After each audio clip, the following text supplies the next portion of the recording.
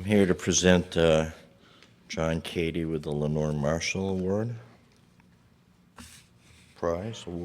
Poetry Prize, sorry. In 95th Street, John Koethe's eighth book of poems, the poet expands upon the project of mapping out his life, of registering those fleeting moments of consciousness, as well as being receptive to places he visits for the first time, such as Potsdam and Berlin. However, in contrast to the map one makes in order to name landmarks and make the physical world cohere into something navigable and comforting, John Koethe's map is marked by questions as well as detailing the small moments when the shiver of mortality passes through us. 95th Street is a constantly changing map of the individual borne along by time. On 95th Street, the tour de force title poem, Koethe remembers the past and the people he met, many now dead, while looking unblinking at the near future and what will inevitably follow. The 23 poems in 95th Street expands outward to Lagos, as well as contracts to an ordinary house south of Los Angeles, where Koethe grew up. And because of his openness to the vagaries of time, he's sensitive to those fluctuations of consciousness that we all too often try to ignore. And this is from his poem, Chester, named after his cat. I looked it up today on Google. It's actually also the name of a town of 906 in Wisconsin. He doesn't live there. Anyway, mere being is supposed to be enough without the intricate evasions of a mystery or offstage tragedy. Evenings follow on the afternoons, lingering in the living room and listening to the stereo while Peggy Lee sings "Is That All There Is?" amid the morning papers and the usual ghosts keeping you company, but just for a while. How far we have come since Charles Baudelaire, who wanted artists to paint modern life and compared the poet to the albatross, a prince of storms and clouds who fell to the earth. Koethe is a poet of modern life, but he understands that sanctuary is an illusion, escape is impossible, and one is finally solitary. There is neither azure nor offstage tragedy. More importantly, there are no vestiges of the romantic doomed eye in his vision of the poet. Even William Carlos Williams famously said, "No ideas but in things." Koethe understands that ideas and things dance around each other, and the music isn't necessarily consoling. At the end of Potsdam, he gets to the dilemma of the real and the abstract. As the poem's, and this is a quote again, as the poem's paternal voice delivers its predictable reproach, stick to what is real, my son, instead of all those diffident abstractions. But was there ever a reality like that? Weren't Blut, Boden, and Juden all abstractions too? Koethe understands that we live inside both time and language, and that as much as we like to believe that we can shape them, we know that it shapes us throughout our lives. This is what Koethe recognizes and returns to in his poems. The only way I can think of conveying what this book and his poems mean to me is to say that he looks at what he knows is an inevitable without blinking, and when he does blink, he admits it. In his poetry, the analytical and the passionate have become inseparable. It is difficult to get the news from poems, William Carlos Williams observed. Not so in the case of John Koethe, who brings us the news knowing full well it may not be what we want to learn, even as each of us live our parcel of it day by day. I just want to thank John Yao for that very generous introduction, and the other judges in the Academy for this such a great honor and such a surprise. I think, as John indicated, I realized after I wrote it that the book is really about cities, though I didn't intend it that way.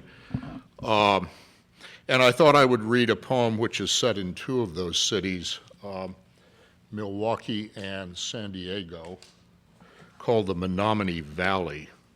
It's in three unnumbered parts, so I'll just kind of indicate them. The Menominee Valley. It was always the first thing Jeff wanted to see whenever he'd drive over from Madison to visit me. He saw it as the quintessential landscape of the essential city, by contrast with that ersatz one some 80 miles away, the juvenile capital of record stores and gyros joints and bubble gum.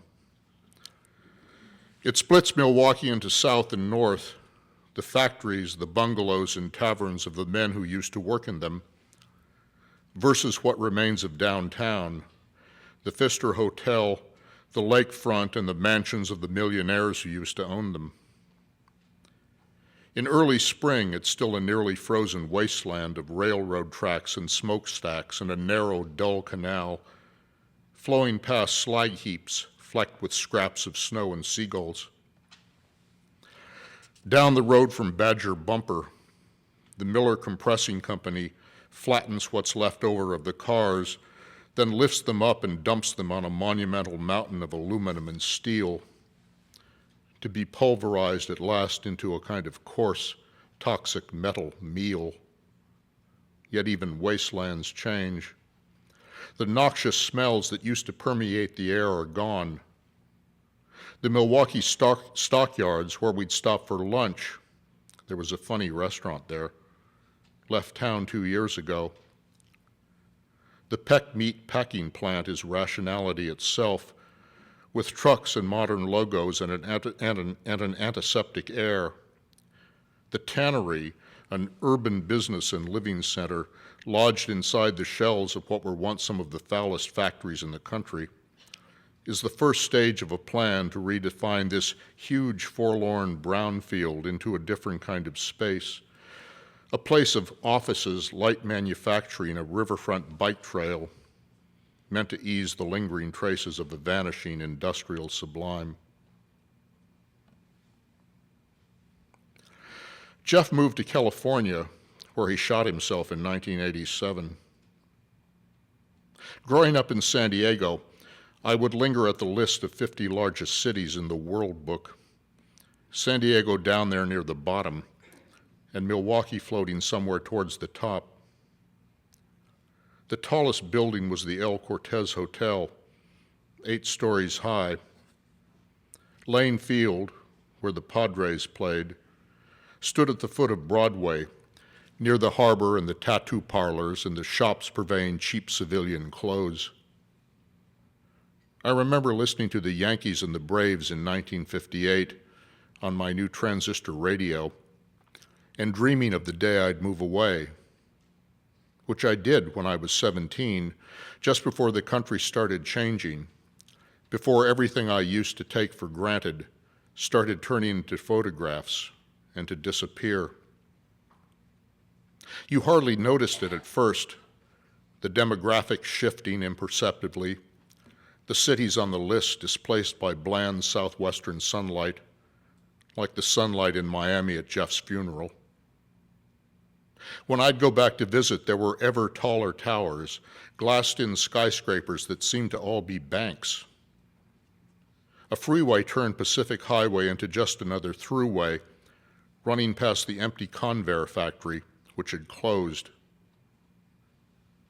I used to love the seedy section south of Broadway, with the joke shop next to the Hollywood Burlesque, the pawn shops where I'd look at microscopes, and San Diego Hardware, where I'd buy materials for the science fair. Like the stockyards, all that's history now. I heard on NPR last week the hardware store was moving to the suburbs, driven away by high rents and a parking shortage in the gas lamp district, a pathetic exercise in urban fantasy designed to recreate a picturesque historic neighborhood you think is real, but never actually existed.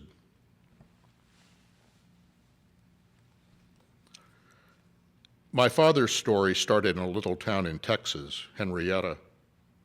Growing up, then going away to school in Oklahoma, Juilliard in New York, playing with some orchestras in Europe, entering the Navy at the start of World War II, and finally dying of a stroke about 5 years ago in San Diego.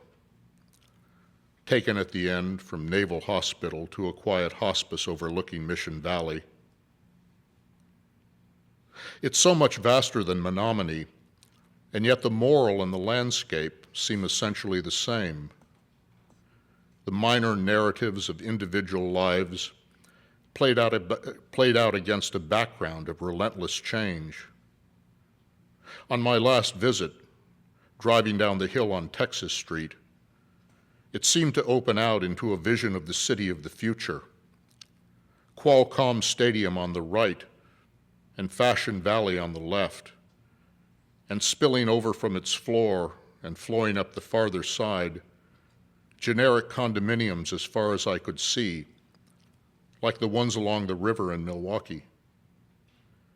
It's as though the dream were just to leave those individual lives behind, in all their particularity and local aspirations, their constraints and disappointments, for a thin reality that offers fantasies and limitless degrees of freedom. And for what? Sometimes I wonder if it's just finance and entropy, although I know that can't be true. Traffic flows in all directions through the valleys and across the country, on a grid of possibilities to be realized in turn and then abandoned. People move away from home and die, and the places where they'd lived and whiled away the time are temporary, like the units of a mathematical sublime, reducing what had been a country of localities and neighborhoods to a bare concept, an abstraction that extends from sea to shining sea, the silence in its fields of derelict machinery and rusting metal, broken by the din of new construction, as an all-consuming history proceeds apace beneath an n-dimensional, indifferent sky.